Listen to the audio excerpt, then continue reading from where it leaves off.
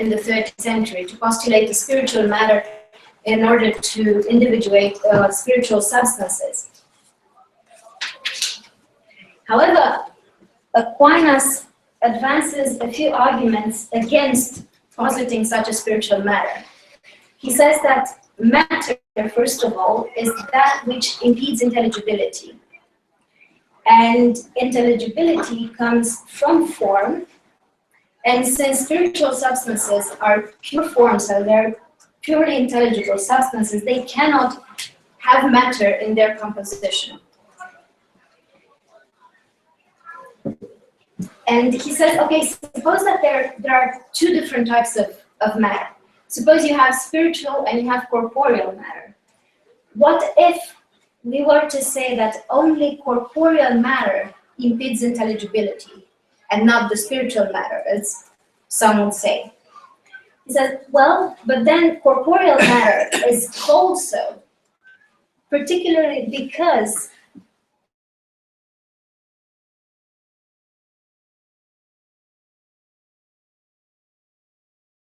of its form, which indeed impeded not by matter, but by the form that determines that type of matter. So he rejects this possibility of postulating spiritual matter, because even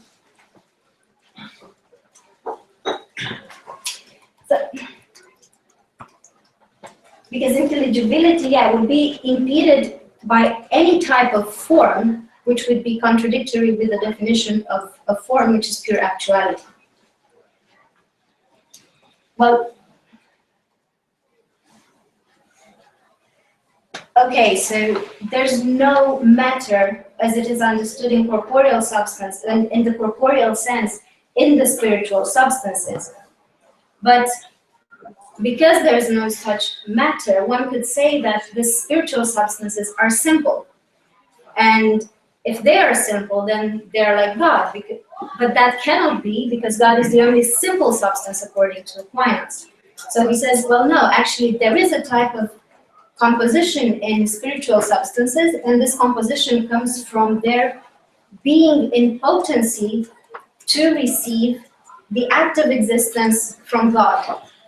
So it seems to me that Aquinas' strategy is to expand the notion of potentiality from materiality to the act of existence. So then you could say that the corporeal substances would be composed of a potency, the potency of matter and the form, and a further potentiality added to them by the fact that they depend on God for their existence. While in spiritual substances, you will have only one type of potentiality that is manifested, and that would be potentiality to the act of being that comes from God. Well, this still doesn't solve the problem of how spiritual substances are individuated. And Aquinas' solution is rather strange, I would say, though strange is no argument or has no value, but he says that angels are individuated according to their forms. So they are distinct according to species and not according to individuals. So you would have, in this case, a lot of notions that would seem to collapse. You would have the notion of an essence of an angel that would be the same with his form, that would be the same with the species that he is. And,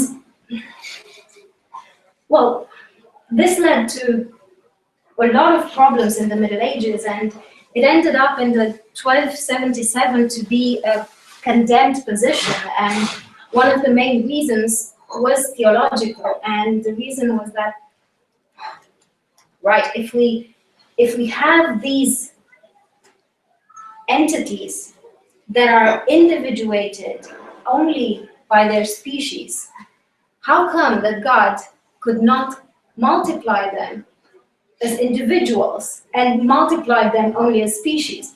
That would contradict God's omnipotence. Omnipotence. I got it. Right. I mean, I could live it like this and say that it's problematic.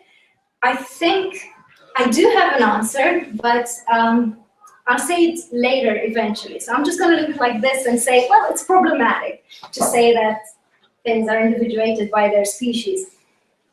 And yeah, well, I think I'm supposed to say then what differentiates between these species of spiritual substances is that they have different degrees of perfection according to different degrees in which they participate in the being of God. So this would be, but this would not account for their individual difference, but for their specific difference. Their differences being separated species, and with each species with one individual. Yeah. Right. So to conclude, matter as it is understood at the level of corporeal things cannot be a principle of individuation for spiritual substances. And yeah, I think his strategy is to expand the notion of potentiality in order to account for this. Now, the other thing that I find rather peculiar in the case of Aquinas is, in Aquinas' notion of matter, is spiritual change, substantial change, and more exactly the substratum of this substantial change, which is prime matter.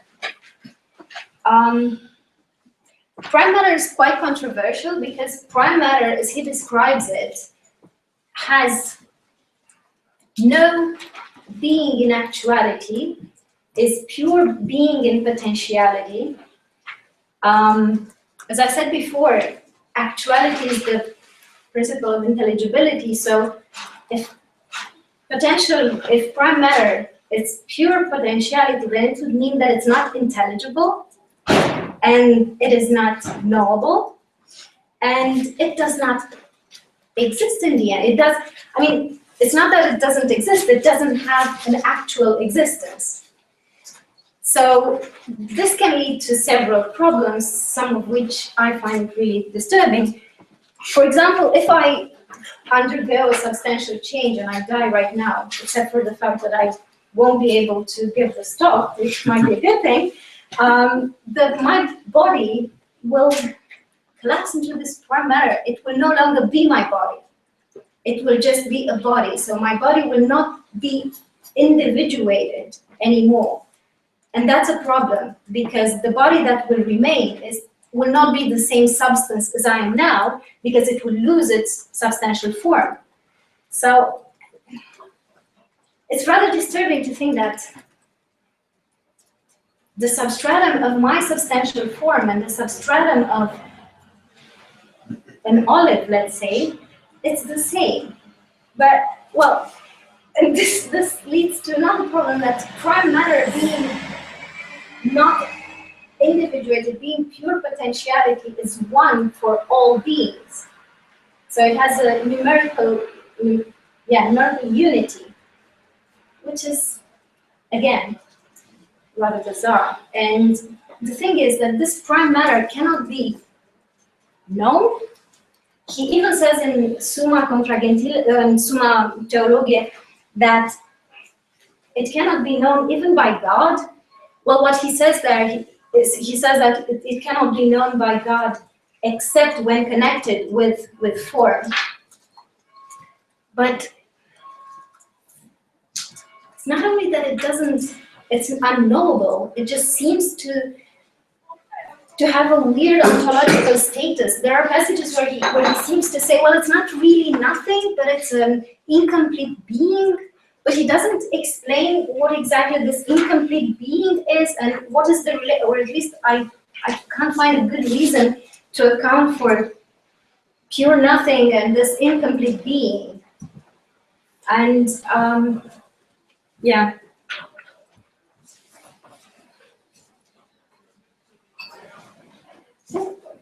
Okay, sorry.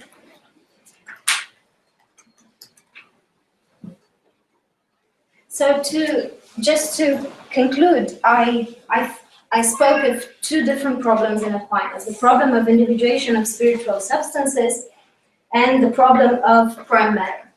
Now I'm going to see how Kilwardby explained this, and you might find this probably more interesting because Kilwardby is an author that is not that much known, although I can say, I hope I'm not offending anyone, but there's a good reason why he's not so known.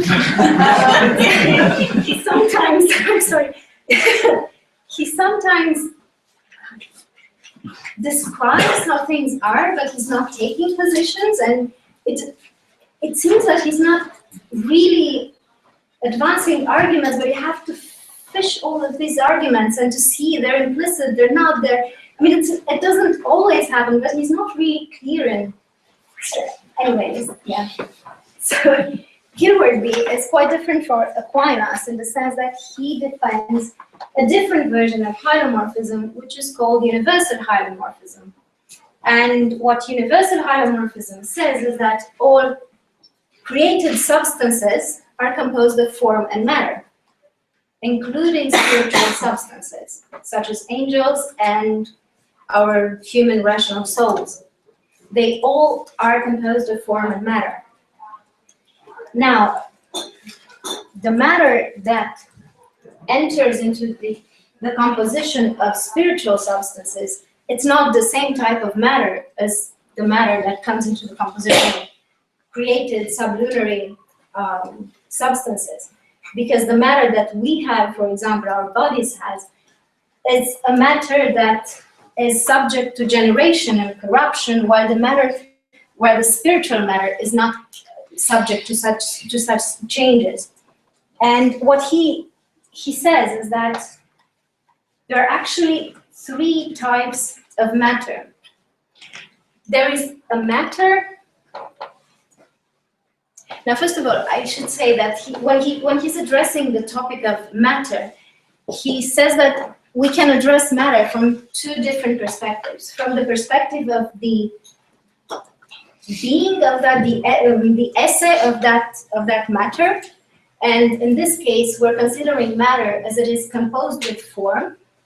And from this perspective, all types of matter are different because they're connected with different forms. But there's also another possibility to approach the problem of matter, and that is the problem of its essence. And in its essence, he says that matter is substantially differentiated.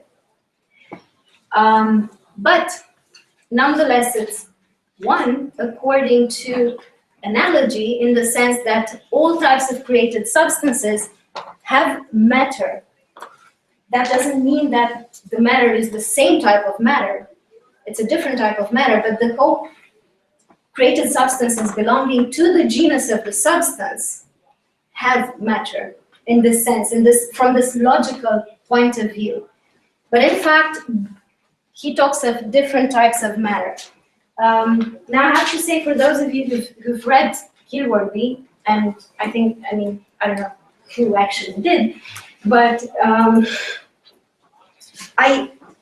in De Ortus Scientiarum, where he talks about this problem of spiritual substances, he's not taking a clear position on whether or not matter it is essentially differentiated in different things, and in the case of different substances. But in his later writings, he does so, and he seems to go in this direction that I've presented you. There are three different types of matter.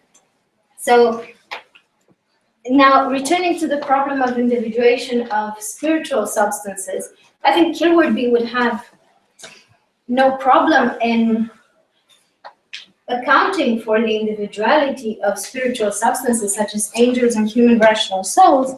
Well, angels, because human rational souls are a bit different because they're connected with our body. Because he would agree that each individual spiritual substance has a particular type of matter. And he advances in De Opus Scientiarum 3 arguments for the necessity of spiritual matter and spiritual substances. And these are really, in short, spiritual substances, he says, can be subject to accidents. And all things that can be subjected to accidents are composed of form and matter. So spiritual substances are composed of form and matter. Then spiritual substances are in potency to be informed. But potency and receiving is the characteristic of matter, not of form. Hence, spiritual substances must have a type of matter. So must have a hylomorphic composition. And finally, he says that all created substances are individuated, and individuation comes from matter. Therefore, all created substances have matter. Well, this is not really a good example. I mean, it's sort of circular. I say matter is the principle of individuation. They're individuated, then hence they have matter, but it's not really addressing the problem.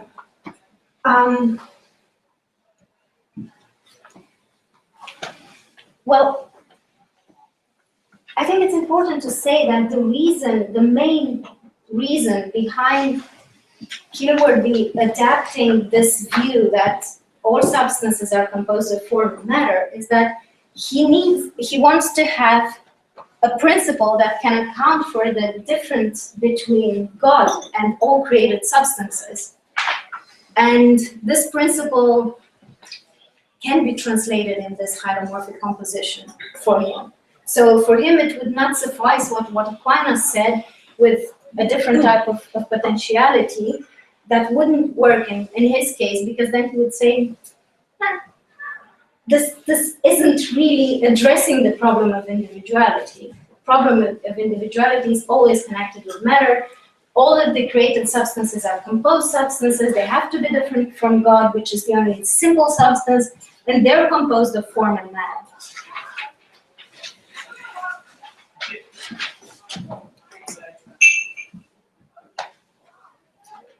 Kilwardby says that if we were to, I'm going now to the prime matter as Aquinas understands it, and what Kilwardby would have to say about that. Kilwardby would have to say that if you understand prime matter as Aquinas does it, for example, although he's not naming Aquinas, is that everything that is, so this is the premise, everything that is received in accordance to the mode of the receiver. If the, but in prime matter would be one, it would receive all forms, and it could become anything, and in this case, it would be just like God. Another argument that he invokes is that if prime matter would be one, it could receive all forms, so it would be like a universal. But in fact, there are no universals in real life, there are only particulars. And the third one is that prime matter would receive anything according to its mode, which is indivisible, and this would mean that it would receive everything as one, which is sort of the opposite of the first thing that he said, the second thing, sorry. So matter, according to him, has to be numerically different in different substances. It cannot be numerically one, as it was in the case of Aquinas with prime matter.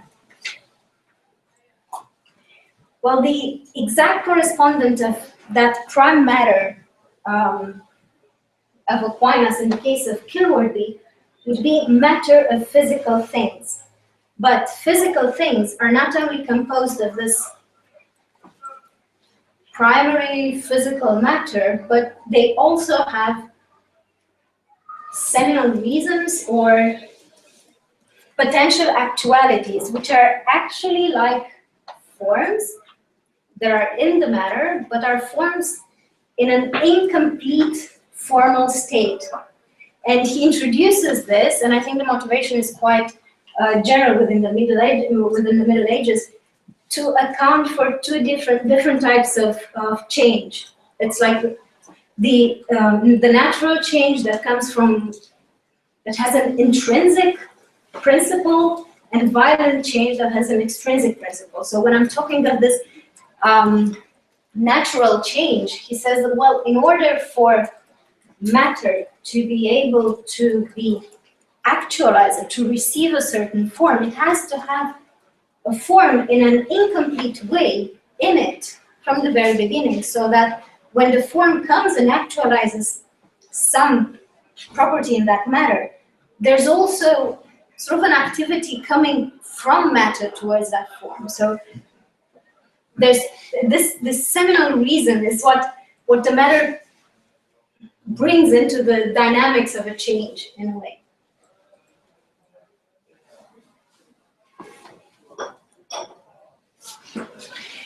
So in a way, I think that the way that Kilwardby is solving the problem of individuation and the problem of prime matter is rather more simply, and it doesn't lead to problems. And one thing that I've noticed, but I'm not really sure whether or not things are like that, it seems to me that he starts to conceive matter, but he's just taking a really small step towards the substantiation of matter. I think he's making the step into changing matter into a substance in its own. I mean, he's not there, but he's just taking one step towards it. What?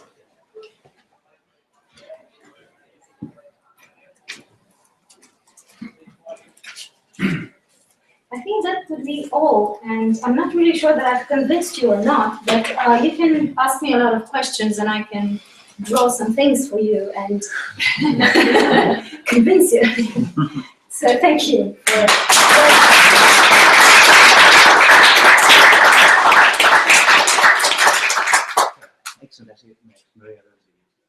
Yeah, thank you very much, Elena. Many things about that.